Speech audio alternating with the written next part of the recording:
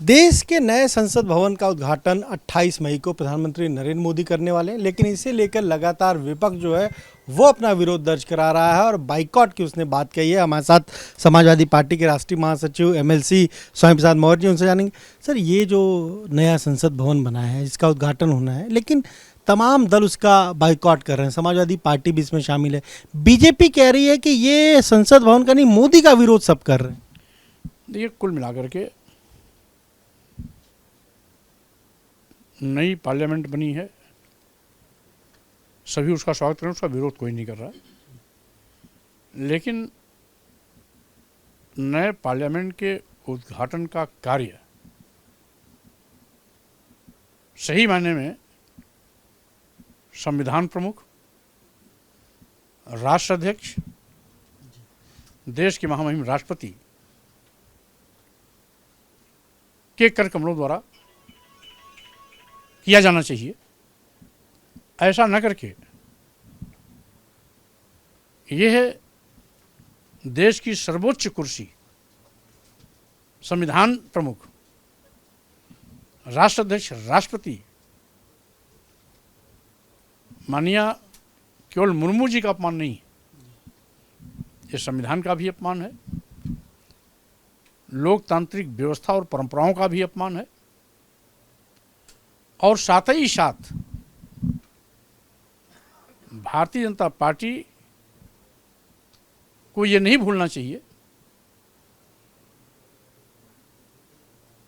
कि जब महामहिम राष्ट्रपति पद के लिए मुर्मू जी का नाम प्रस्तावित हुआ था, तो भाजपा के लोग अपनी पीठ थपथपाते नहीं थक रहे थे कि हम आदिवासियों के सम्मान में मुर्मू जी को राष्ट्रपति बना रहे हैं। क्या इसीलिए मुर्मू जी को राष्ट्रपति बनाया गया था कि उनका अपमान किया जाए? और आज यदि महामहिम राष्ट्रपति जी के द्वारा नई संसद का उद्घाटन न करा करके भारतीय जनता पार्टी ने आदिवासी, दलित और पिछड़ा विरोधी जो उसकी सोच है उसको उजागर कर दिया है, लगाव इनको दलितों, आदिवासियों, पिछड़ों से नहीं बल्कि वोट से है।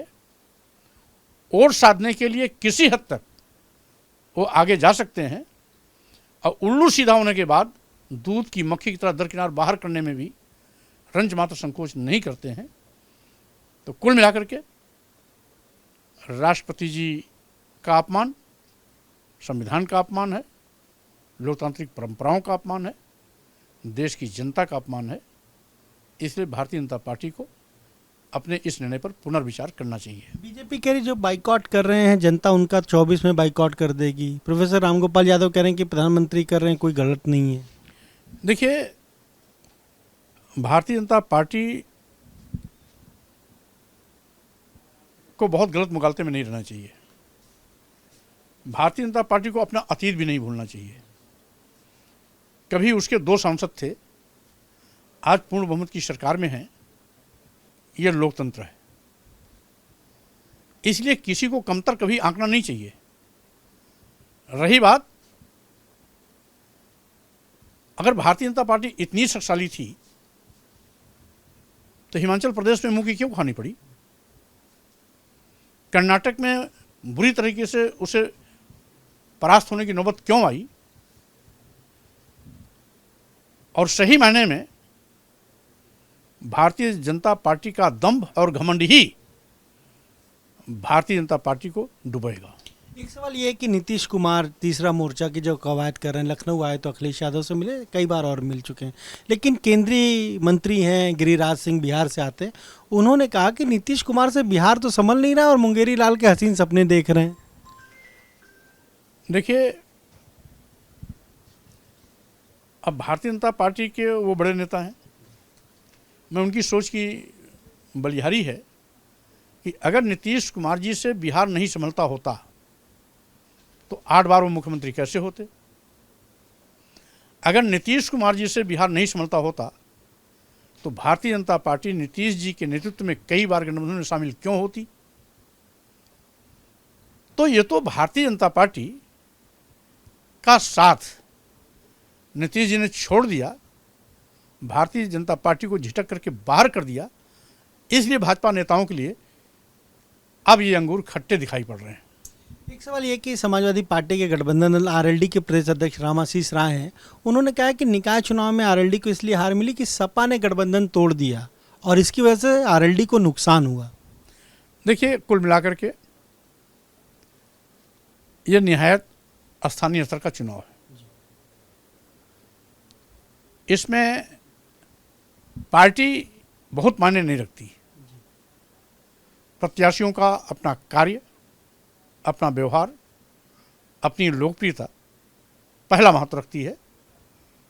पार्टी सेकेंडरी पार्ट है जो सप्लीमेंट्री के रूप में उसको ताकत देती है। इसलिए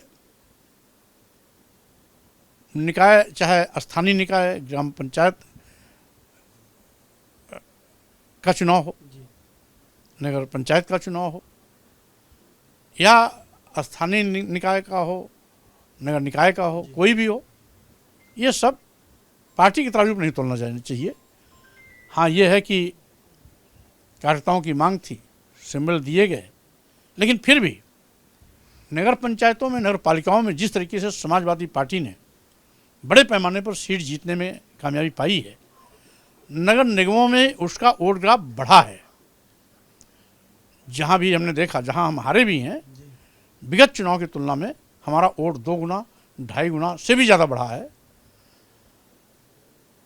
और भारतीय जनता पार्टी किस तरीके से सत्ता का दुरुपयोग और राजनीतिक दबाव बनाने में लगातार काम कर रही है, वो जगजाहिर है। ऐसा तो नहीं है लोकसभा चुनाव में, ऐसा तो नहीं कि आरएलडी के साथ गठबंधन में कोई मुश्किल आ रही, क्योंकि वो कह रहे हैं कभी तो सोचेंगे, आगे विचार करेंगे। अभी समाजवादी पार्टी और आरएलडी का गठबंधन यथावत है, न किसी प्रकार की दरार है, न कोई टूट है। और आगे भी अन्य सभी विपक्षी पार्टी जब एक मंच पर खड़े हो रहे हैं तो इस गठबंधन के टूटने का तो कोई प्रश्न ही नहीं उठता।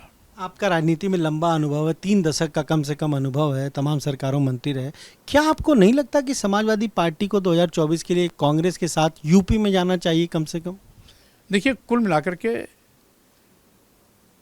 जब समस्त विपक्षी पार्टियों को एक मंच पर लाने का प्रयास जारी है, अभियान चल रहा है,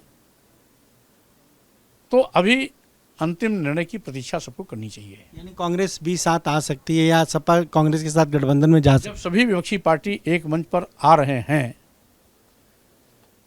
तो स्वाभाविक रूप से सबको एक साथ खड़े होने की गुंजाइश और संभावनाएं पूरी तरीके से जीवित है। आप तो संसदीय परंपराओं को भी जानते हैं, आपको ज्ञान भी है। समाजवादी पार्टी के पास जब बहुमत नहीं है तो विधान परिषद में अपने 2 कैंडिडेट उपचुनाव में उतार दिए। आरएलडी भी कह रही है ऐसा नहीं करना चाहिए था, बीजेपी तो आप पर निशाना साध ही रही है। अब कुल मिलाकर के चूंकि सत्ता पर विपक्ष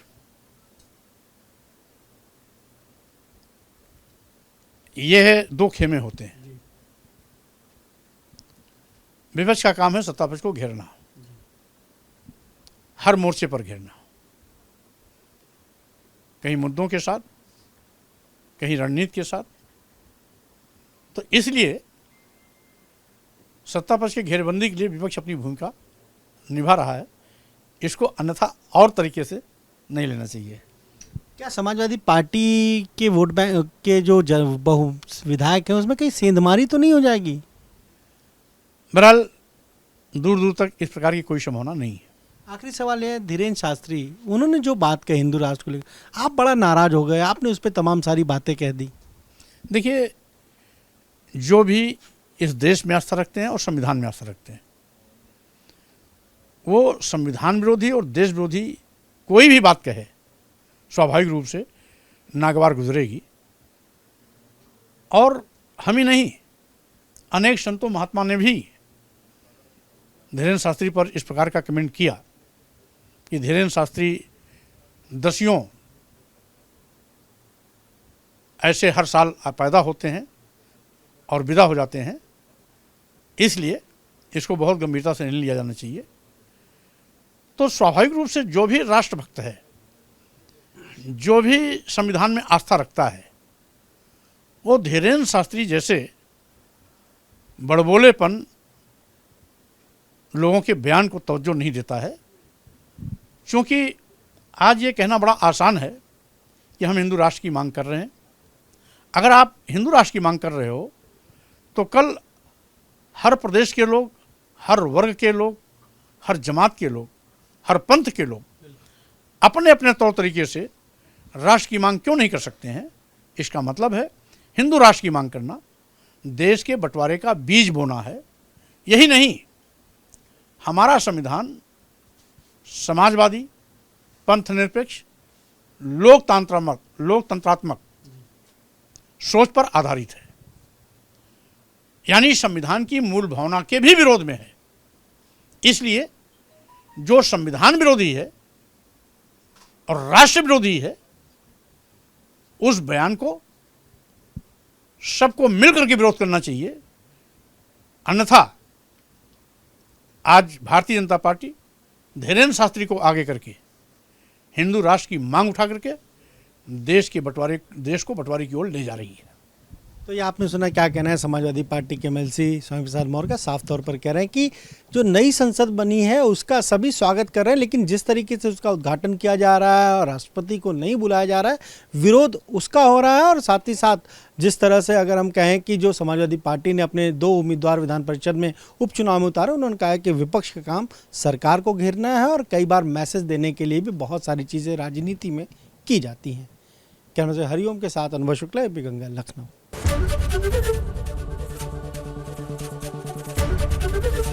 एबीपी गंगा, खबर आपकी, जुबान आपकी।